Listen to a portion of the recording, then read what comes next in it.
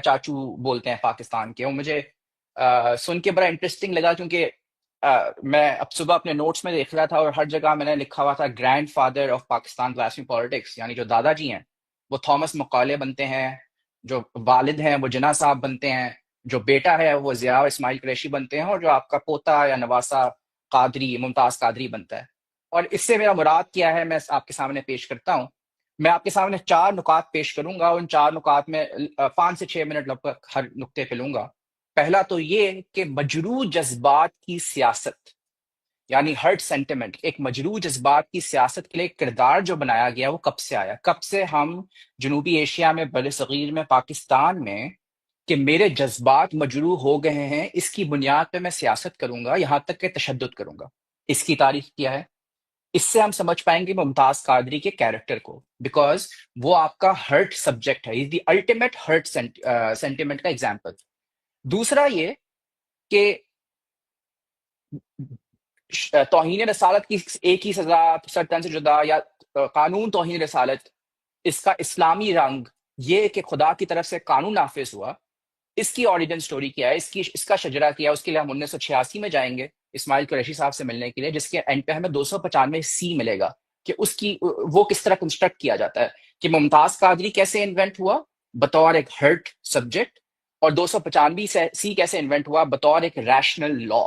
ٹھیک ہے. اور ان دونوں کے درمیان میرا تیسرا نقطہ، ان دونوں کے درمیان ایک آرٹیفیشل تفریق ریاست کیسے بناتی ہے، کہ ایک طرف جاہل مولوی ممتاز قادری ہے اور دوسری طرف ایک ریشنل لا 295 ہے. ایک طرف اسٹیٹ وائلنس ہے، ایک طرف ایکسٹرا اسٹیٹ وائلنس ہے، ایک طرف لیگل وائلنس ہے، ایکسٹرا لیگل وائلنس ہے. یعنی ایک طرف ایک لا ہے اس کا گڈ یوز، اور ایک طرف ایک مس یوز آف بلاسفیمی لا ہے، ایک فکرہ جو ہم بہت سوچتے ہیں. تو ہم پہلے ممتاز قادری کی طرف جائیں گے، اس کے انوینشن پہ، پھر ہم 295 پہ جائیں گے، ان کے درمیان آرٹیفیشل ڈویژن دیکھیں گے، اور پھر ہم اس شجرے پہ آئیں گے جس کو آج ہم ٹی ایل پی بولتے ہیں، کہ اس کی کہانی 2011 سے پہلے کہاں سے شروع ہوتی ہے. اس 100 سالہ پرانی تحریک میں کیا کچھ شامل تھا، جس میں 1953 سے لے کے 1935 سے لے کے 1974 1986، اور اس سب میں جہاں عشق، غیرت، درد ایک فاسد جو ہے نا تشدد کی شکل اختیار کرتی ہے، اس کے پیچھے محنت کش طبقے کی حقیقی محرومی کیسے موجود ہے. یعنی ممتاز قادری کو بطور ورکنگ کلاس سبجیکٹ آپ کیسے دیکھیں گے، ایک ورکنگ کلاس فیشزم کو آپ کیسے دیکھیں گے. کیونکہ توہین رسالت پر جب یہ ایک مجروح جذبات کی سیاست ہوتی ہے تو یہ بھی بتاتی ہے کہ یہ شاید واحد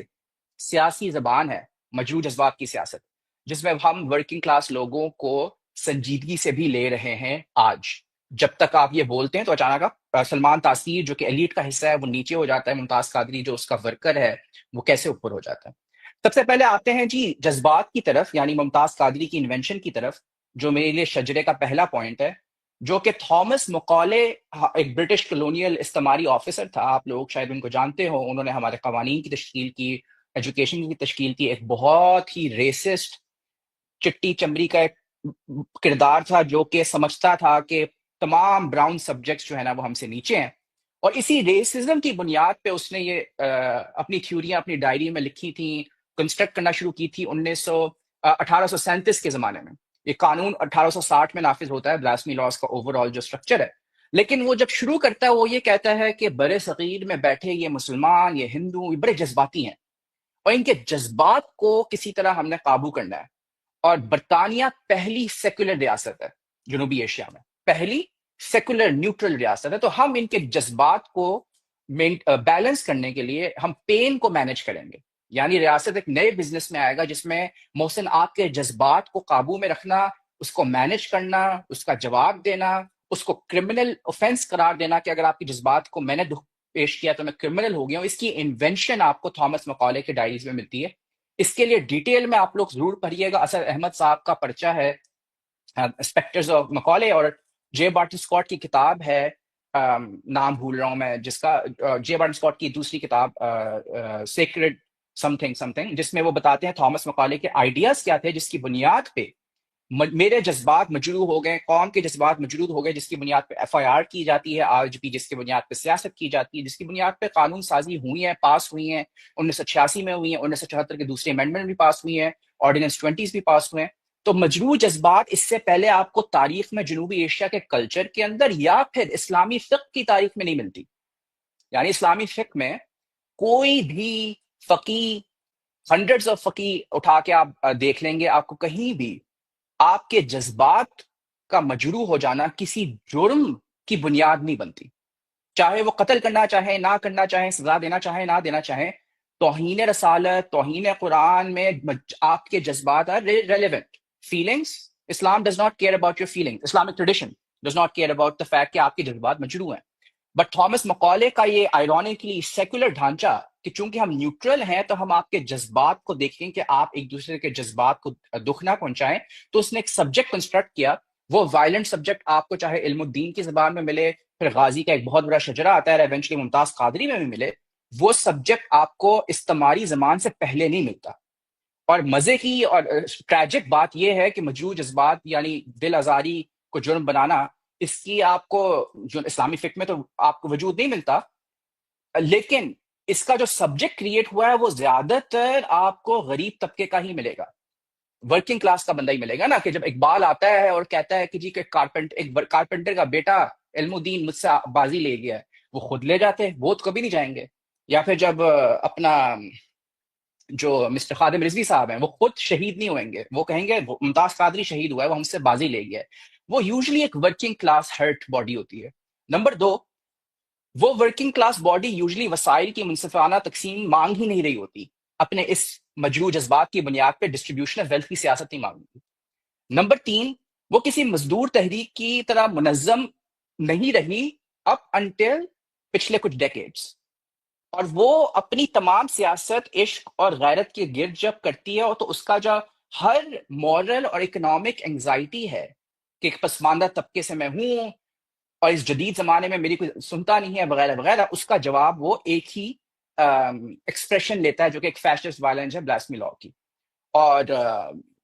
اس لیے میرے لیے ممتاز قادری ایک طرح سے تھامس مکالے کا روحانی ہوتا ہے یا پھر فرق ہوتا ہے ڈپینڈنگ آن آپ اس کو شجرہ کو کس طرح دیکھتے ہیں. تو یہ آپ کا ہرٹ سینٹیمنٹ، مجروح جذبات، ممتاز قادری کی اوریجن پوائنٹ ہوگی. دوسرا، قانون کی اوریجن پوائنٹ کیا ہے؟ کیونکہ قانون اپنی شکل میں 295 تھا پہلے، پھر 295 اے تھا جو کہ محمد علی جناح نے ڈرافٹ کیا تھا. لیکن بریلوی سیاست جو سب سے زیادہ ایکسٹریملی سرفیس کرتی ہے مین سٹریم میں آ کے بلاسمی کا لینگویج لے کے، یعنی مجروح جذبات کی اور توہین رسالت، ناموس رسالت کی زبان لیتے ہوئے 90 کی دہائی کے بعد، اس کی شروعات قانونی زبان جو ملتی ہے آپ کو 80 کی دہائی میں ملتی ہے. اور ادھر ایک اور متھ یہ ہے کہ یہ ضیاء الحق کی ایکسٹریمزم کا جو ہے کنسٹرکشن ہے، and that's it. Zia ul Haq on record ہیں کہ انہیں 295 سیٹ پاس نہیں کرانا تھا. ضیاء الحق کی ریاست اور گورنمنٹ دیوبند کی پیٹرنیج اور وائلنس کی پیٹرنیج کرنے کے لیے پوری بھرپور تیار تھے، کیونکہ امریکہ کی طرف سے اس کی کھلی چھوٹ موجود تھی. لیکن 295 سی میں امریکہ کو یہ حال، امریکہ کو کوئی کردار نہیں تھا، امریکہ کو پسند بھی نہیں تھا، کیونکہ کرسچنس کے لیے ایک بہت، پاکستانی کرسچنس کے لیے بھی یہ قانون بہت جو ہے پرابلمس کریٹ کرنے تھے. اس کے پیچھے اسماعیل قریشی، جماعت اسلامی، تحریک ختم نبوت، تحریک ناموس رسالت کی تنظیمیں متحرک ہوئی تھیں، اور انہوں نے کارنر کیا تھا ایک طرف پروگریسو جماعتوں کو. یہ ریاکشن تھا ویمن ایکشن فرنٹ فورم کی، اس کے بھی جس میں آسمہ جہانگیر کی بعض تقاریر کے جواب میں احسن اقبال صاحب کی جو والدہ ہیں بی بی نثار فاطمہ، انہوں نے ایک تحریک چلائی کہ گستاخی کر دی ہے آسیہ بی بی نے، آسیہ بی بی کہہ رہا ہوں معذرت، ہماری جو ایڈوکیٹ تھیں آسمہ جہانگیر صاحبہ، انہوں نے گستاخی کر دی ہے. اور اس واقعے کے بعد انہوں نے ایک کلچرل وار سٹارٹ کی ہے، جو کلچر وار آپ پوری دنیا میں آج دیکھ رہے ہیں. کلچر وار مینوفیکچر کی تھی کہ دیکھیں یہ فیمنسٹ اور یہ کمیونسٹ مسلسل گستاخیاں کرتے آ رہے ہیں، لیکن یہ گستاخیاں صراحتاً نہیں ہوتی، کنایتاً ہوتی ہیں، اشارتاً ہوتی ہیں. یعنی یہ گستاخیاں انڈائریکٹلی ہوتی ہیں، دبے لفظوں میں ہو جاتی ہیں، اور یہ کرتے چلے جا رہے ہیں، اور اس کے لیے کوئی قانون ہی نہیں ہے. اس کے لیے انہوں نے قانون سازی اسماعیل قریشی صاحب نے کی، جن سے میں ملا بھی، اور انہوں نے جھوٹ پہ جھوٹ باندھے ایک آلریڈی کولونیل لا کے اوپر فردر ایک کپڑا چڑھایا کہ اب ہم ایک اینشنٹ اسلامک لا بنانے جا رہے ہیں، جس پہ انہوں نے جھوٹ بولنے کے لیے سب سے پہلا جو ان کا ایک ایکسپلسٹ ان کی اپنی کتاب میں آتی ہے بات کہ جو موجودہ قانون تھا اس کے مطابق آسمہ جہانگیر کی عبارت جس میں انہوں نے محمد پاک صلی اللہ علیہ وسلم کو امی بولا تھا، یعنی کہ وہ ان پڑھ ہے، جو کہ روایتی طور پہ نبی پاک صلی اللہ علیہ وسلم کو ہر کوئی بولتا ہے، جو کہ ان کا ایک معجزہ بھی تھا. وہ چاہتے تھے کہ اس کو گستاخی مانی جائے، یعنی چونکہ انہوں نے امی بولا ہے تو وہ گستاخ ہیں، لیکن قانون چونکہ آپ کی نیت کو دیکھتا ہے اور واضح گستاخی کو کرمنلائز کرتا تھا 86 سے پہلے، تو اسماعیل قریشی صاحب نے قانون ایک کی فریزنگ استعمال کی کہ کوئی بھی شخص چاہے اس کی نیت ہونا ہو، وہ ریموو کر دی نیت. پہلی امینڈمنٹ انہوں نے یہ کی 1986 میں کہ انہوں نے نیت، بری نیت کا ہونا، ملیشس انٹینٹ کو ڈیلیٹ کر دیا. نمبر دو، انہوں نے ڈیفینیشنز کو انفینٹ بنا دیا کہ کوئی بھی شخص اشارتاً یا کنایتاً تھرو انسینویشن، امپیوٹیشن، انوینڈو یا انڈائریکٹلی اگر گستاخی کرے تو وہ گستاخ رسول ہے. اور اس کی وجہ انہوں نے یہ بتائی کہ ورنہ آسما جہانگیر جیسے کردار، امی جیسے لفظ کہہ کے دبے دبے لفظوں میں گستاخی کرتے رہیں گے. اور اس سے آپ فوراً سمجھ سکتے ہیں کہ اس طرح کی امینڈمنٹ کر کے اس کا غلط استعمال کرنا نہ صرف ناممکن ہو جاتا ہے بلکہ ممکن ہو جاتا ہے، بلکہ becomes the only use, because اب it's in the eyes of the beholder کہ مجھے ایک بات بلاسفیمس لگی ہے. اور دوسرا، انہوں نے موت کی سزا ڈال دی 3 سال سزا کی جگہ، کہ جو گستاخ رسول ہوگا وہ بطور موت قتل کیا جائے گا. ان دونوں امینڈمنٹ کو، یعنی کہ اشارتاً توہین بھی توہین ہوتی ہے اور اس کی سزا موت ہے، دونوں کو انہوں نے صراحتاً جھوٹ بول کے پوری دنیا کے سامنے پیش کیا. پارلیمنٹ میں بھی یہ جھوٹ بولا دہرایا گیا، کورٹس میں بھی یہ جھوٹ دہرایا گیا، اور پھر سوشل ڈسکورس میں بھی دہرایا گیا، جس میں وہ مختلف فقہی کتابیں ہیں. اس کے لیے آپ یوٹیوب پوڈ کاسٹ وغیرہ دیکھ سکتے ہیں، جس پہ انہوں نے جہاں لکھا ہوا ہے قتل نہیں کیا جائے گا اس کو لکھ دیا قتل کیا جائے گا، جہاں لکھا ہے مسلمان تو کر دیا ہر کوئی. اور ایک ایسا قانون بنا دیا جس میں آج غیر مسلمان مرتد ارتداد کی سزا، یعنی اپوسٹسی کی سزا ایکسپیرینس کرتے ہیں، کہ غیر مسلمان مرتد ہو گیا جیسے کہ. تو وہ ایک بالکل ایک فکشن تھا، اس کا فقہ سے کوئی تعلق نہیں تھا، لیکن آلریڈی ایک سبجیکٹ موجود تھا جو کہ ہرٹ، مجروح جذبات والا کردار ہے. آپ نے اس کو ایک نئی لینگویج دی کہ اب آپ کے مجروح جذبات کنایتاً، اشارتاً لہجوں سے بھی ہو سکتے ہیں، جس میں دیوبند بریلوی جو انٹرا مسلم پولیمکس ہیں اور جو جنگ ہے اس سے اور پروان چڑھتی ہے. اہل تشیعوں کے خلاف 298 میں اور چڑھتی ہے، احمدیوں کے خلاف 295 کے اندر ڈلتی ہے، اور مسیحیوں کے خلاف. اور اس سے ایک نئی آرگنائزیشن بہت بھرپور طریقے سے ایک این جی او نکلتی ہے، کہ پہلے تو تحریک ختم نبوت کی آرگنائزیشن بہت مضبوط تھی، اب تحریک ناموس رسالت کی بھی ہو گئی. یہ وہی وقت ہے جب سلمان رشدی جو ہے اس کا بھی کتاب 1989 میں سامنے آیا تھا. تو 295 کا آپ نے اگر دیکھنا ہے تو ستمبر 1986 کی پارلیمنٹری ریکارڈز دیکھیں، اس میں آپ کو معلوم ہوگا کہ کس طرح کے مجروح جذبات اور اجماع بطور فقہ، یہ دو فاؤنڈیشنز ڈال کے قانون پاس کیا گیا. اس کو اگر آپ نے ڈیکنسٹرکٹ کرنا ہے تو آپ پرچہ بھی دیکھ سکتے ہیں میرا، یا پھر یوٹیوب کی پوڈ کاسٹ وغیرہ بھی دیکھ سکتے ہیں، اس میں موجود ہے. لیکن سفائس ٹو سے کہ ان دونوں کا تعلق روایت سے نہیں تھا، یہ جدید ایک انوینٹڈ ریلیجن تھا، اور ایک استعمار کا ڈھانچہ کو بس ایکسٹینڈ کیا ہوا تھا. یعنی اسماعیل قریشی اور یہ قانون 80 کی دہائی میں ریلی اسماعیل قریش، تھامس مکالے، محمد علی جناح کی ایکسٹینشن بنتی. محمد علی جناح اس طرح کہ انہوں نے جو سٹیزن شپ کا کانسیپٹ دیا تھا، اٹ بیکمز ویری ایزی محمد علی جناح کے لبرل سٹیزن شپ کے کانسیپٹ سے کہ آپ غیر مسلمانوں پہ مسلمانوں کے قوانین ڈالتے رہیں. لیکن اہم بات ادھر یہ کہ 1986 اور 1860 یہ دو اوریجن پوائنٹس ملتے ہیں جہاں پہ آپ کی دو کنسٹرکشنز ہوتی ہیں. ان دونوں کنسٹرکشنز پہ ایک جگہ ایک ریسسٹ کولونیل ماسٹر آپ کو ایک نئی لینگویج دیتا ہے، اور ایک جگہ آپ کو ایک نئی فقہ انوینٹ کر کے دی جاتی ہے، اور اس کو بتایا جاتا ہے خدا کی طرف سے دیا ہوا ایک قانون ہے، اور ایک نیا روایتی بیانیہ بنایا جاتا ہے جو قدیم لگے اور اصلی محسوس ہو، مگر ہے مکمل طور پر ایک جدید آمرانہ ایجاد. اس کے بعد لیکن تیسری پوائنٹ، جو چوتھے 4 پوائنٹس میں سے میری تیسری پوائنٹس ہے، وہ تقسیم کی ہے کہ ایک طرف آپ کے وہ سبجیکٹس ہیں جو بعض دفعہ وائلنس کر جاتے ہیں،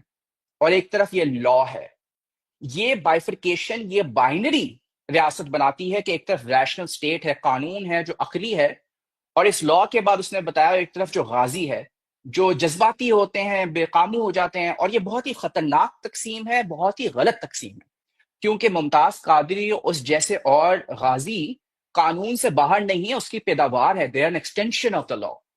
وہ مجروح جذبات اور لازمی سزا کے بیانیے کا ایک فطری نتیجہ ہے. اور ریاست کرتی یہ ہے کہ مسلسل ایک لامحدود وعدہ کرتی ہے کہ کوئی اشارتاً گستاخی بھی کرے میں قتل کر دوں گا، لیکن کبھی قتل کرتی نہیں ہے. 1500 کیس ہو گئے ہیں لیکن اب تک قتل نہیں کیا. تو وعدہ کرتی ہے، اس سے پورا بھی نہیں کرتی اور اسے بدلتی بھی نہیں ہے. اور پھر وعدہ پھر سے دہراتی ہے، اسے پورا بھی نہیں کر دیتی اور بدلتی بھی نہیں ہے، اور پھر آؤٹ سورس کر دیتی ہے وائلنس عام عوام کے اندر، یوزلی ورکنگ کلاس لوگوں کی، یہ ذمہ دار ہے ممتاز قادری، تم اس کا ذمہ داری اٹھاؤ۔ وہ اس سب چیز میں اگر آپ دیکھیں کہ ان کو انتہا پسند کہہ کے کہ یہ تو جی وہ انتہا پسند لوگ ہیں، دیکھیں لا ایک ریشنل چیز ہے، وہ اپنے اوپر سے اکاؤنٹیبلٹی پورے مکمل طور پہ ہٹا دیتے ہیں۔ آج تک ایک بھی پھانسی نہیں دی انٹرنیشنل دنیا کے سامنے اپنی شکل تاکہ دکھا سکیں گے دیکھیں ہم تو قتل کرتے ہی نہیں ہیں، اور دوسری شکل اچھی دکھا سکیں دیکھیں ہم کتنے لبرل ہیں، ہم نے اس جاہل ممتاز قادری کو مار دیا۔ حالانکہ ممتاز قادری کو پھانسی دینا اس لبرل ذہنیت کی ایک کانٹرڈکشن کی ایک بہت اچھی مثال ہے کہ جو عام طور پر تو اینٹی ڈیتھ پینلٹی ہوتی ہے اور اینٹی کیپٹل پنشمنٹ ہوتی ہے، اور آپ کے پاس این جی اوز پہ این جی اوز ہوتے ہیں جو کہتے ہیں کہ ڈیتھ پینلٹی نہیں کرنی، لیکن جب ممتاز قادری کو پھانسی ملتی ہے اور سلمان تاثیر کی اپنی خاندان کہتے ہیں کہ اس کو لائف امپریزنمنٹ کر دو، قتل نہ کرو، لیکن لبرلز پیچھے چپ ہو جاتے ہیں، خوش ہو جاتے ہیں کہ ممتاز قادری تو جاہل ہے، make an example out of, اس سے برا دہشت گرد کوئی نہیں ہے۔ اور میں اس سے ڈس ایگری نہیں کر رہا کہ کیا وہ ایک دہشت گرد ہے کہ نہیں، لیکن اس پوائنٹ پہ لبرل ہپوکریسی کہ ڈیتھ پینلٹی کے خلاف ہوتے ہوئے پرنسپلی وہ ایک ایسے ٹرانزیکشنل جسٹس کرتے ہیں جس کا تعلق کوئی بھی فیمنسٹ جسٹس یا مارکسسٹ جسٹس سے کوئی تعلق نہیں رکھتا، ٹرانسفارمیٹو جسٹس سے تعلق نہیں رکھتا، اچانک ان کو ایک سٹون کے جواب میں پتھر کے جواب میں پتھر اور ایک ٹرانزیکشنل جسٹس میں ملوث ہوتے ہیں، جس کی وجہ سے ٹی ایل پی پراپر طور پہ پیدا ہوتی ہے۔ ممتاز قادری جب فوت ہوتا ہے تو ممتاز قادری پیدا ہوتا ہے، یہ ہے second birth of Mumtaz Qadri. The first time he was born with Thomas Macaulay, and the second time he really is born when you kill him. And that's where I come to the silsila, the political genealogy, جو بریلوی سیاست کی، تاکہ یہ دو کنسپچول ideas ان کے شجرے اور ان کے درمیان کی فالس تقسیم آپ کے ذہن میں ہو کہ دیکھیں جے یو پی ہمیشہ سے رہی ہے، جے یو پی بریلوی الیکٹورل سیاست کرتی تھی، بہت کم ووٹس ملتے تھے 1948 سے لے کے 1980 کی دہائی تک، وہ بریلویوں کی وہ سیاسی تنظیم تھی۔ لیکن اصل بریلوی بلاسفمی سیاست آپ کو تحریک ختم نبوت میں ملتی ہے، کبھی دیوبند میں احرار کے ساتھ ملتی ہے، اکٹھے 1953 میں 1974 میں ملتی ہے۔ ان لوگوں نے ورکر یونینز کے ساتھ ہمیشہ تعلقات رکھے ہیں، ٹریڈ یونینز کے ساتھ تعلقات رکھے ہیں، کبھی انہوں نے احمدیوں کے خلاف پروٹیسٹ کرنا ہو تو وہ آرگنائز کرنے کے بھرپور قابل تھے۔ یعنی اس کی بنیادیں ان کے پاس ٹی ایل پی سے بہت پہلے موجود تھیں، نعرے ان کے پاس تھے، ہڑتال ان کے پاس تھے، احتجاج، جنازے، بائیکاٹ، سب قسم کی چیزیں وہ کرتے تھے۔ الیکٹورل پالیٹکس میں بلاسفمی پالیٹکس نہیں آئی تھی ابھی۔ اب 80 کی دہائی میں جے یو پی اور بریلوی سیاست as well as Barelvi patronage بالکل ختم ہو چکی ہوتی ہے، اور دیوبند مدارس ایکسپونینشلی انکریز کرتے ہیں۔ آپ نے سنا بھی ہے ابھی کیسے دیوبند کی دہشت گردی کو پیٹرنیج ملتی ہے، اور بریلوی لوگوں کے مساجد اور مزاروں پہ حملے ہونا شروع ہوتے ہیں۔ تو 1990 میں ایک ملیٹنٹ بریلوی پولیٹیکل قوت اور سنی تحریکیں سامنے آتی ہیں، جو ایک ینگ وائس آتی ہے جو کہتی ہیں کہ ہم دیوبند کا بھی مقابلہ کریں گے اور احمدیوں کو بھی ختم کریں گے۔ اور یہ وہ وقت ہے جہاں پہ آپ دیکھتے ہیں کہ تمام یہ forces, fascist forces, working class لوگوں کی مورل اور پولیٹیکل اور اکنامک انگزائٹیز کو مارجنز کی طرف پھینکتے رہتے ہیں۔ اور دراصل یہ وہ ایک سلسلہ ہے جو غیرت، عشق و ناموس پر ایک طویل سیاسی تشکیل کا ایک نقطہ عروج بنتا ہے، جو آپ کو 2011 میں ممتاز قادری کا سلمان تاثیر کو ہلاک کر دینا ہے۔ اور وہ نقطہ عروج ہے جہاں پہ ہمیں نظر آتا ہے کہ ہمارے بریلوی پولیٹیشنز کو ایک بہانہ مل جاتا ہے کہ ہم تعداد میں اتنے زیادہ ہیں، اور اس ایفیکٹ کے قریب، اس جذبے کے قریب آرگنائز کرنا کتنا آسان ہے۔ اور یوزلی ہم کہتے ہیں کہ اس ٹائم پہ جب آرمی انٹروین کرتی ہے 100% اور وہ ٹی ایل پی کو پیٹرنیج دیتی ہے، اور ٹی ایل پی آرمی کے خلاف آ ہی نہیں سکتی تھی، لیکن یہ مختلف ہے ایم ایم اے کی کریشن سے، یا مختلف ہے لشکر جھنگی کے کریشن سے، کیونکہ آرمی پیٹرنیج دیتی ہے ایک ایسی موومنٹ کو، ایک ایسی تحریک کو جو آرگینک بھی ہے، جو عوامی بھی ہے، جس کے یونینز کے ساتھ تعلقات بھی رہے ہیں، جس کی 50-60 سال پرانا انتظامی ڈھانچہ بھی موجود ہے۔ تو وہ ایک، اور دوسری بات یہ کہ تحریک لبیک پاکستان تک جب بات پہنچتی ہے تو اپنے آپ کو صرف احتجاجی تحریک کے طور پہ نہیں پیش کرتی، وہ ایک باقاعدہ مٹیریل بینیفٹس بھی لے کے آتی ہے۔ تو یعنی آپ یہ نہیں کہہ سکتے کہ ایک ٹی ایل پی کا ورکر، ایک لبیک یونین، رکشا یونین کا ورکر بس ایک جاہل مولوی ہے بریلوی جو کہ بس پاگل ہو گیا ہے اور اس کو پتہ نہیں چل رہا کہ اس کو بیوقوف بنایا ہوا ہے۔ جو ہمارے کچھ انٹرویوز ہم نے کیے تھے، یہ آپ نے دیکھا ہوگا رکشا یونین، وہ ایک آپ لوگوں کا ایک ساتھی ہے، اس نے بہت سارے رکشا یونین کے ممبرس کے ساتھ انٹرویو کیے تھے، اور ان کے ساتھ بات کر کے معلوم ہوتا ہے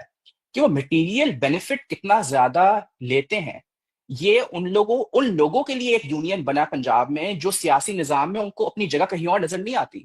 نہ زمین، نہ پیسہ، نہ طاقت، مگر ناموس کے نام پر انہیں ایک مورل اکانومی بھی ملتی ہے، ایک اخلاقی معیشت بھی ملتی ہے، عشق کی، ناموس کی، جو جس میں الفاظ استعمال کرتے ہیں کہ ہمارے سینے جو ہے نا تان کے ہم جاتے ہیں، اور ایک ان کو ایک ٹرانسینڈنٹ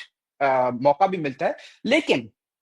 صرف مورل انجری نہیں، صرف یہ مجروح جذبات نہیں، ایک مٹیریل بینیفٹ بھی ملتا ہے. ان کے باقاعدہ میوچل ایڈ نیٹورکس ہیں. یعنی کہ اگر ایک رکشہ ٹی ایل پی یونین کا چل رہا ہے، اس کو رکشہ خراب ہوتا ہے، وہ میوچل ایڈ پہنچ جاتی ہے. وہ انٹرویو میں بتا رہے ہوتے ہیں ہمارا جنازہ ہوتا ہے، اس کا انتظام کرنا ہوتا ہے، تو ہمارے یونینز والے آ جاتے ہیں. In the absence of any other progressive organizing unions, and وہ absence اسی لیے ہے کیونکہ اسٹیبلشمنٹ نے ہونے نہیں دی، لیکن in the absence of all of that,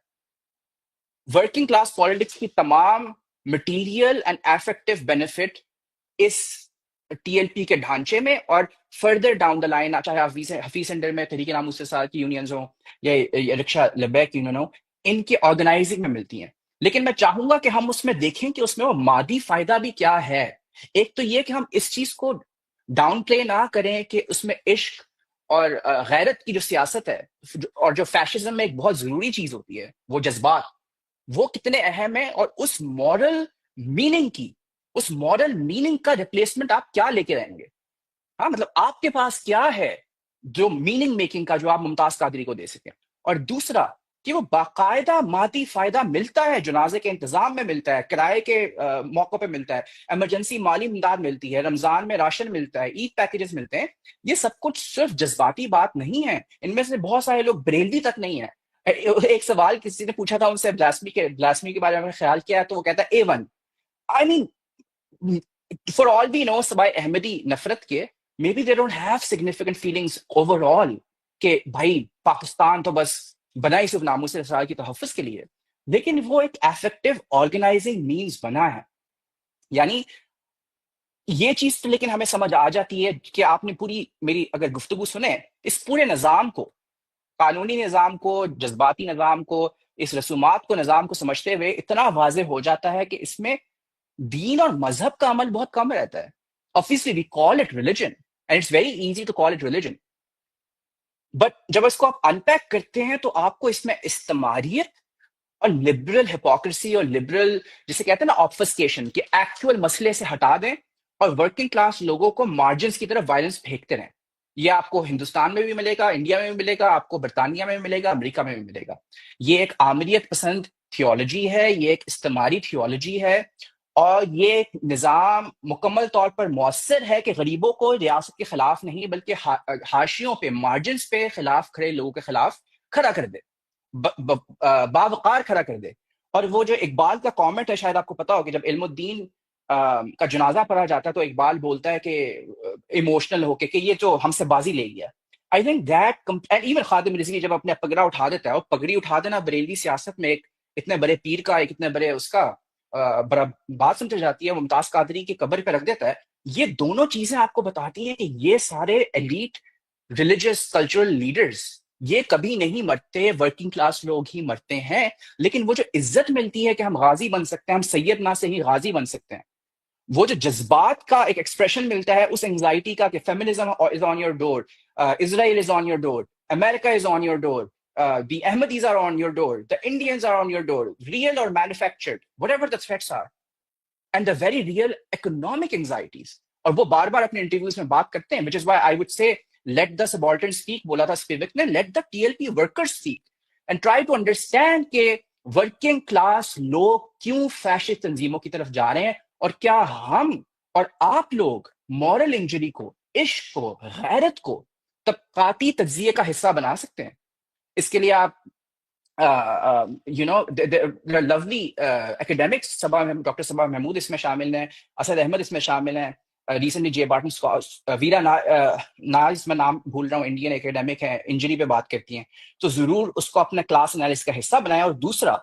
کہ عشق ایک ایسا میننگ میکنگ اور ٹرانسینڈنٹ اور پیشنیٹ ایک کانسٹرکٹ ہے، اس کے بامقابل کیا بامعنی ساخت تخلیق کر سکتے ہیں، شناخت تخلیق کر سکتے ہیں، جس میں نیشنلسٹ آئیڈینٹی ہمیں دیکھی ہے کہ وہ رہی ہیں، لیکن کیا ایک غیرت مند سبجیکٹ جو کہ ایک ایسے وقت میں جب ہر بندہ بے غیرت فیل کر رہا ہے اور ہیلپ لیس فیل کر رہا ہے، دنیا بھر میں ہر پروگریسو بغیرت ہیلپ لیس فیل کر رہا ہے جینوسائیڈل ٹائم پہ، اس وقت میں جو اتنی بڑی ایک ایموشنل افیکٹو نیڈ بھی ہے، اس کو پورا کرنے کے لیے ہمارے پاس کیا قابلیت ہے؟ اور اس کے لیے ہمیں چاہیے کہ ہم ان فیشسٹ ورکنگ کلاس لوگوں کو صرف فیشسٹ کے طور پہ نہ دیکھیں، بلکہ ان کی ورکنگ کلاس انگزائٹی کو بھی دیکھیے۔ امید ہے کہ کچھ and obviously not to say the military and the bureaucratic establishment and the religious establishment obviously and absolutely artificially have created and manufactured multiple actors in this, but that alone will not give you the analytical yield to come up with an answer that is rooted in material and like realities, as well as اس کے اندر وہ دم ہے کہ وہ آپ کا کل کا ممتاز قادری کے بیٹے تک پہنچ سکے۔ Thank you G.